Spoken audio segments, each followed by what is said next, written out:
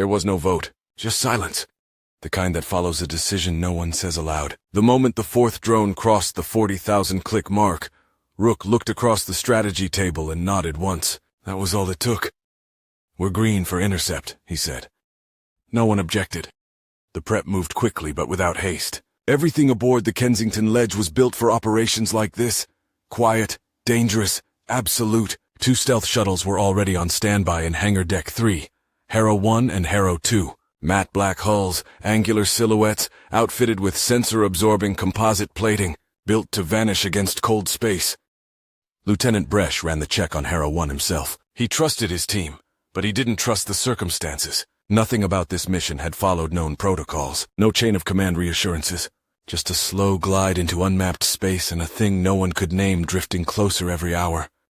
The EMP device was already mounted. Compact, directional, non-destructive, tuned for hull contact and optimized to disrupt circuits, not vaporize them. The company didn't want debris. They wanted data. Bresch gave the pressure seal lever a final crank and signaled ready. Across the bay, Harrow 2 ran through the same checklist under Commander Reese, an older pilot with long-haul experience through contested charter zones. If anything went wrong, his shuttle would pull Bresch out, or worst case carry the data home. Power remained on local microcells only. No ship-wide link-ups, no auto-navigation. Every subsystem was routed through analog inputs and manual redundancies. This wasn't just stealth. It was silence, designed to leave nothing behind. The ledge itself remained nestled in the asteroid cluster. No active scans. Reactor heat suppressed. Just a hot core waiting for the call to go live. They'd keep her dark until the last possible moment. On the bridge, Captain Lath paced beside the nav console, arms folded behind his back. His face was unreadable. "If this flares," he said without turning, "we jump. No hesitation." Rook stood opposite him, jaw set. "I know. Company protocol says retrieval is priority, but survival is precedence." "I know that too." The captain finally looked up. "You'll make the call?" "I already did." Below them, the hangar clamps hissed as the shuttle cradles retracted. The bay doors opened in silence. No klaxons, no radio calls. Just black void yawning wider on the other side of the shielding veil. Rook keyed the launch signal into his slate. Tight beam only. Line of sight laser communication, encrypted and line filtered. No RF emissions. No pulse. The launch platform pulsed once green. Harrow 1 detached with the gentle drift of a falling leaf. Bresch's team was inside. 4 men and women in null-pressure suits, strapped into maglock chairs with hard-linked control pads. Every breath they took was filtered through triple-insulated microvalves. Nothing bled out. Not light. Not sound. 30 seconds later, Harrow 2 followed.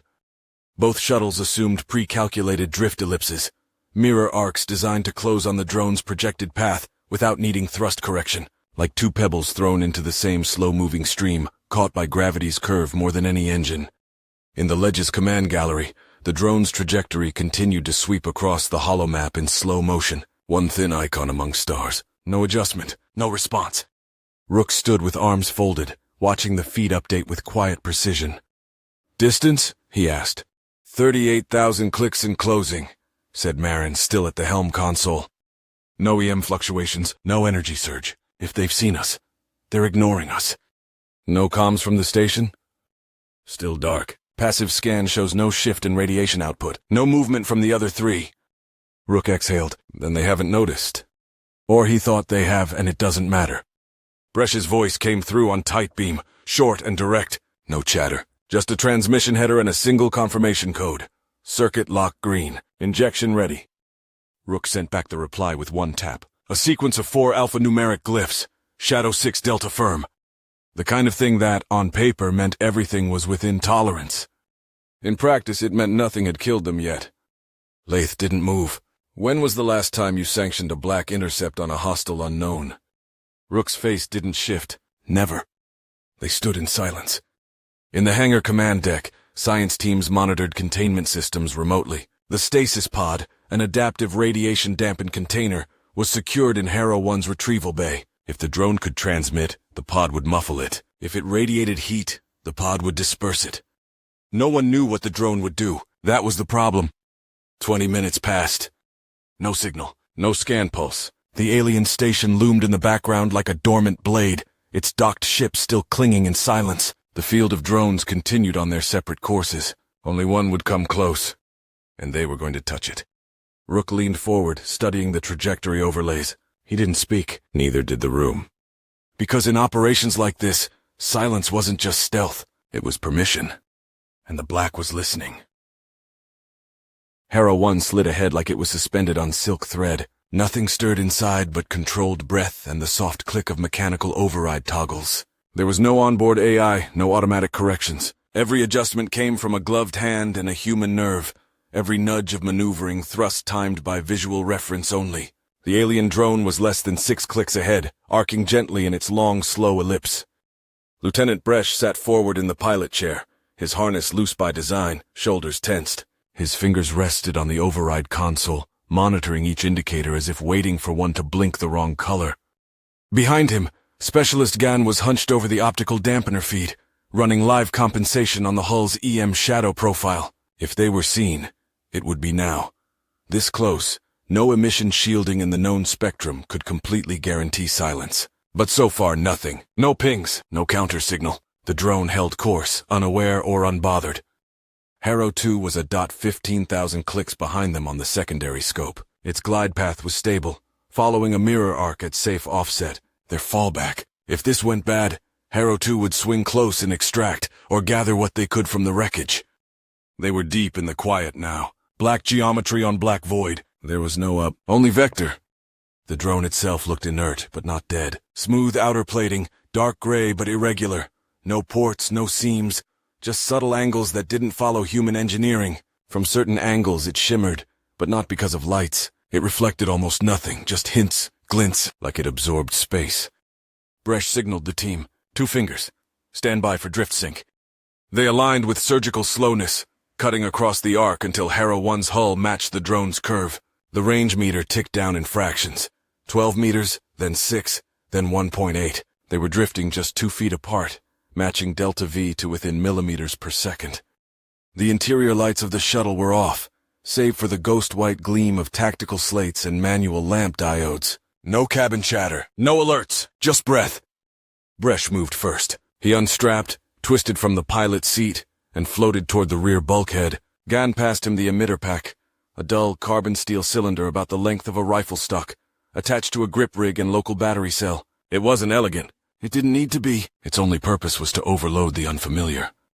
He clipped the emitter to his side, latched the mag anchor tether to his suit, and pulled himself through the docking threshold. The shuttle's forward airlock cycled open in perfect silence. A pressure curtain activated, designed to keep the cabin's trace heat from radiating outward. Another layer of silence. The void accepted him. Outside, space was black in all directions. The drone loomed beside them, riding its orbit like a monk walking across glass. No visible sensors, no energy vents, just that dense, strange hull and its inhuman precision. Bresch extended his tether and drifted gently. His boots caught the drone's surface with a magnetic click. He landed like a whisper. He crouched, tested the hull for heat. None. No vibration, no resonance. It felt inert, but not dead. Not even dormant. It felt unreadable. He unslung the emitter and placed it flat against the drone's mid-flank, where the slight curvature gave a shallow recess. He used a small clamp to anchor it and toggled the arming switch. The LED blinked once. The settings were preset. Low-intensity burst, directional, timed detonation. Enough to shock the drone's surface systems into a brief shutdown without frying them completely. He activated the timer and backed away. 10 seconds. 9. 8. He turned in the black, pulled himself back to the shuttle, tether taut and steady. 4. 3. He crossed the threshold, sealed the lock. 1. The emitter fired. There was no flash, no detonation, no ripple in space. But the drone's surface shimmered, not with light but with a flicker in the texture, like a surface film suddenly liquefied and rehardened. Then stillness. All systems flat. Gan looked up from his console. She's cold. No signal, no motion, no residual heat spike. Confirmed visual, said Bresch. Hull status unchanged. Reading integrity intact. Whatever it was doing, it's not anymore. Bresch slid into the pilot's seat and flicked a control switch. Robotic arms extended from Hera 1's undercarriage, tethered capture claws manually controlled. He watched the drone drift half a meter closer, then engaged the retrieval sequence. One claw latched, then another. No motion, no recoil, just contact. The drone locked into place with the slightest audible groan of compressed tension. Bresh signaled again, ready for internal transfer. They guided the drone into the containment cradle in the rear of the shuttle, into a layered, radiation-hardened isolation pod built to quarantine unknowns. It wasn't designed for something like this, but it would have to do. The clamps locked. The radiation seals cycled. Gan verified the envelope integrity. Triple green. Bresh looked up. The drone was secured. No alarms, no counter-response. He gave the return signal. Harrow 1 to Harrow 2. Package secure. Proceeding to Drift Point Bravo for return vector alignment. No reply came over the line, just an acknowledgement ping. Short, sharp, encrypted. That was enough. They turned back into the dark, leaving the drone's former arc behind them. Still no motion from the alien station, no course adjustments from the other probes. The sector remained as it was, silent, uncaring, and maybe, just maybe, unaware. On the ledge's bridge, the drone's capture was barely a flicker on the passive feed, a sliver of motion, a slow mechanical fold, then nothing, just a whispered confirmation from comms. Contact secured, retrieval confirmed. Rook didn't speak. He didn't exhale. He just nodded once and kept watching the dark. Harrow 1 and Harrow 2 reached Drift Point Bravo without deviation. Their arcs held, slow and calculated, converging just beyond the radius of the ledge's visual shadow. No lights, no comms, no sudden course corrections, just the careful math of movement in contested dark. The drone was locked into Harrow 1's containment cradle, its shell cooled, its profile inert. Not once had it twitched or pulsed since Bresh made contact. There had been no change in the station's posture. No ships launched, no signal shift. The sector held its breath. On the bridge of the Kensington Ledge, Rook stood silent, arms at his sides as the trajectory overlays showed the two shuttles easing back into rendezvous posture. Shuttles aligned, Marin said. Her voice was almost a whisper. Course adjusted for retrieval vector. Still no change in station telemetry. Let them come to us, Rook said. No active pings, no line of sight deviation. He watched the feed as the shuttles crept closer, the only motion in the vast quiet. Docking was manual. Automated locks were too noisy. Electromagnetic ripple, heat spike, too many systems coming online at once. So it was practiced hands, analog latches, and carefully timed vector nudges. The outer doors accepted both vessels one at a time, compressing pressure sleeves with only the subtlest distortion. As soon as Harrow 1 was secure, the retrieval team moved without speaking. The drone container, still sealed in its dampened cradle, was detached from the internal cradle rails and moved to Bay 3. The bay itself had been stripped down earlier in the mission, repurposed for quarantine. No vents, no comm ports, no external systems at all. Its only contact with the ship was a hardline fiber feed with an inline air gap, meant only for passive environmental data. It had taken 2 days to build. It would take seconds to regret if it failed. Once inside, the container was anchored into a reinforced cradle and double-sealed. A microatmosphere was established, just enough to stabilize materials, and the internal shielding activated. Layered Faraday mesh, heat dispersal shell, EM scrub coils, all drawn from deep archive protocols designed for unknown material handling from deep salvage missions. Bresh stood outside the bay, helmet still sealed, watching the drone case settle into place. He didn't speak, just waited for the final clearance light to turn green before stepping away. Science and intel officers stood in the observation hall beyond the bulkhead, faces lit by the amber glow of filtered status feeds. No one moved to enter. That wasn't the next step. This phase was containment only. Analysis would come later, under company authority, under jurisdictional review, under 100 eyes that hadn't risked a second of this. Captain Lath arrived without ceremony, arms clasped behind his back. He gave one nod toward the observation port, then toward Rook. "It's done," he said. "No alarms, no pursuit, not even a murmur."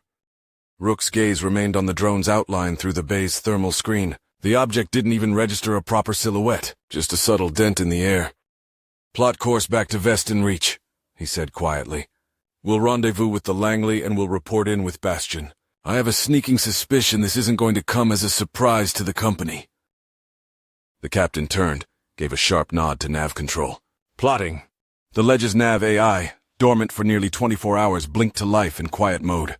No fanfare, just a clean blue line curling back toward known space, through the asteroids and back to the dead colony.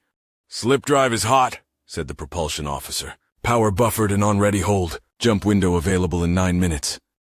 Keep it live, Rook said. If anything changes, we jump. No hesitation. Across the ship, the blackout protocols remained in place. Every non-critical system stayed off. Internal power cells were on low cycle. No broadcast pulses, no comm chatter, just dark.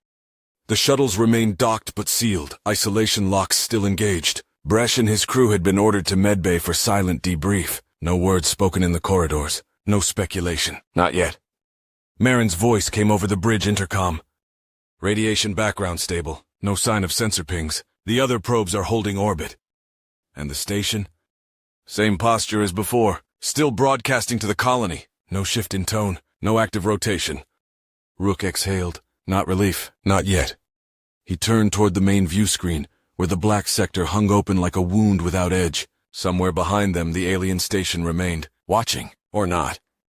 The silence wasn't reassuring. It was studied. Begin slow pullback, he ordered. No emissions, no signature. Drifting vector only until we clear scan range. The ledge eased back under passive thrust, following the pre-calculated arc away from 33D, away from the probe cloud, away from whatever lay behind the doors of that impossible station. They drifted for 11 minutes, dead quiet, nothing but soft readout pulses on internal slates. Only when the final pulse check came back clean, no new motion, no scan anomalies, did Rook allow the slip drive to finalize sequence. Jump in 5 minutes, Lath confirmed. We're clear. No one relaxed. Bay 3 was sealed. The object was contained. But containment wasn't control. And they all knew it.